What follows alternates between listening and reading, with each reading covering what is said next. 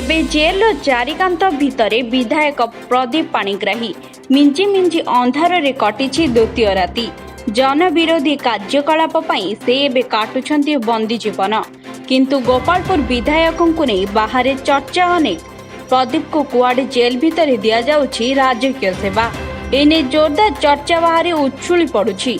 Jail बाहर खाद्य दिया जाउ नथिबा चर्चा मध्य होउछि। सेपटे खंडन करिसेंते झाड़पड़ा जेल सुपरिटेंडेंट। जेल मानुआल अनुसार प्रदीप पाणिग्राही अन्य कैदी मानक परि सुविधा दिया जाउछि। प्रदीप संगरोध केन्द्र वार्ड नंबर 14 रे रहउछंती। प्रदीप को खाइबा पई गोटिए थाली रहिछि, दुईटी गिना और सोइबा पई दुईटा कंबल दिया जाइथिला। आज सकाळ चूड़ा उपमा घुगुनी खाइबा को दिया जाइथिला। ऑर्डर अनुसार पाखकु नुहे लाइन रे ठिया होई मागी खाइबा को पड़िथिला।